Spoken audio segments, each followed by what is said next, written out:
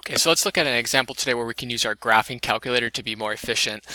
So I've come up with just kind of a general problem here, and it says, let's determine the intervals where a certain function is decreasing and concave up. So first of all, what we would know is that if it's decreasing, then we know its first derivative is strictly less than 0, and then it's going to be concave up when its second derivative is going to be greater than 0.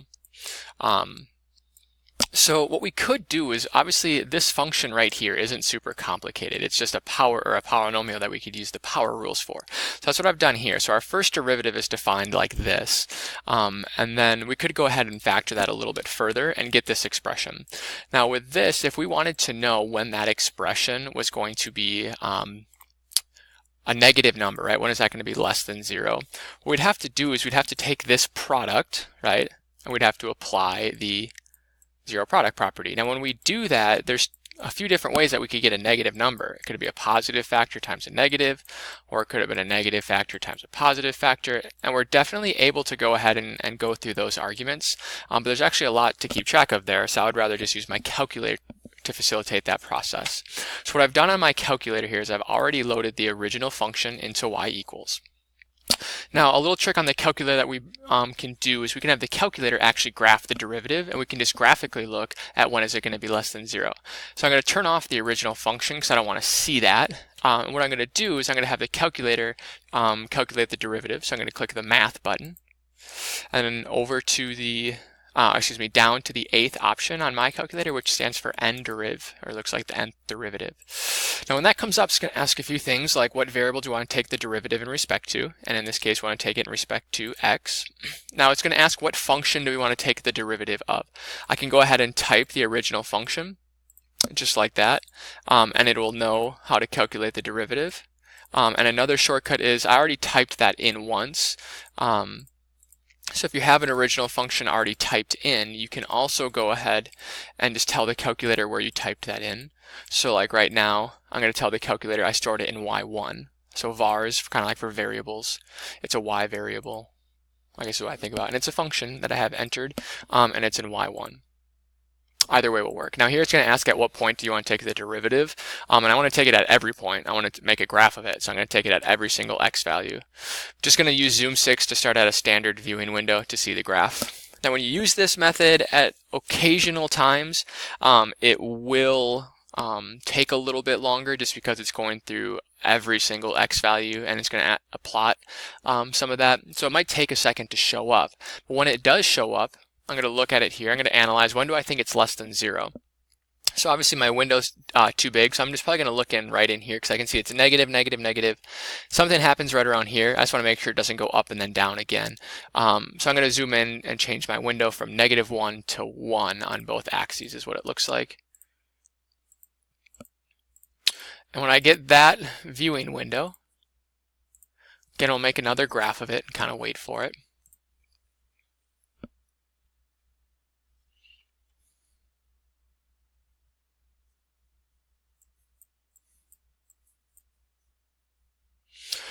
So what I can see here is it definitely is negative all the way through, and it looks like it gets really close to 0, and it dips down again below that axis. So first of all, I need to find that 0 right there, because that's where it's going to change from negative to positive. So I'm just going to go ahead and calculate the 0 right there.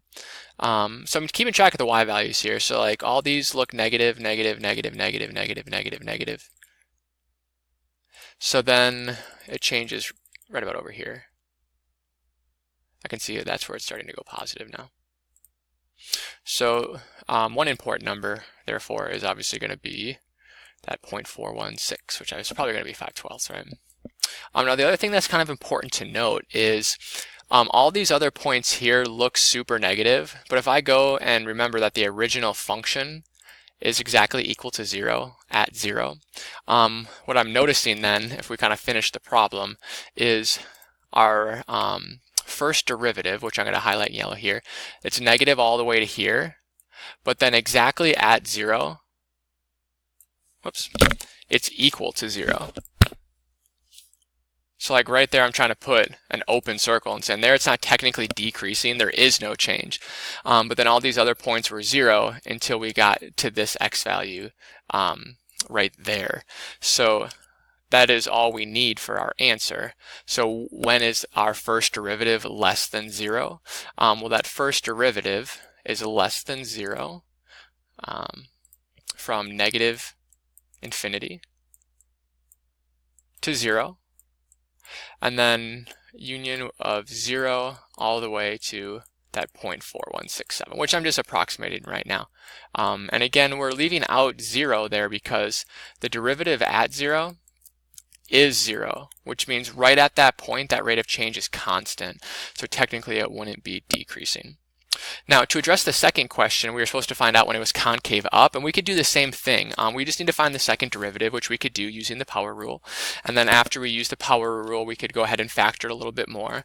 But again, we have somewhat of a complicated inequality to work with. If I want to know when this is greater than 0, well, that could mean two different cases.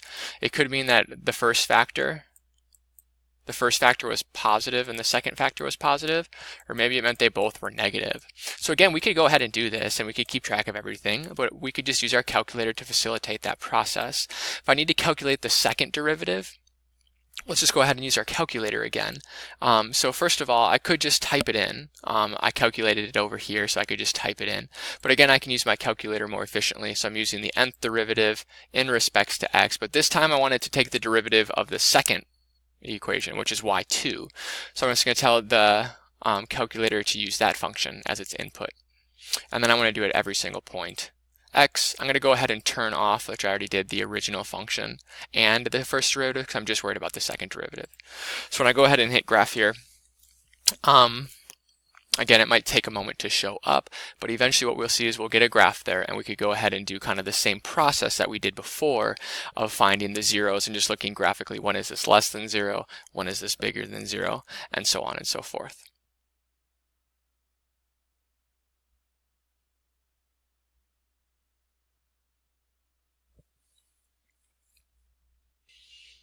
So the graph's coming in now, and if I was asking myself, when is this bigger than 0?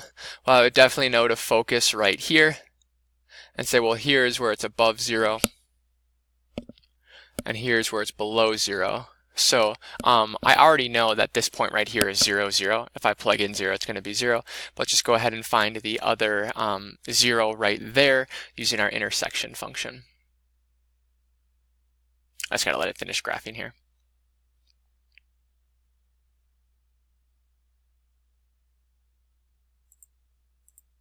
So we'll find the 0. So we know that's 0, 0 right there.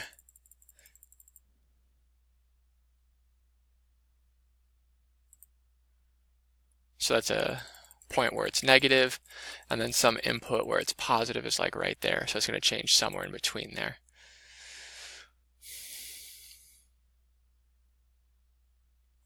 And my guess, doesn't really matter where I guess, but it's going to show me that that number will come out to be, I believe, 1/3 is probably my guess.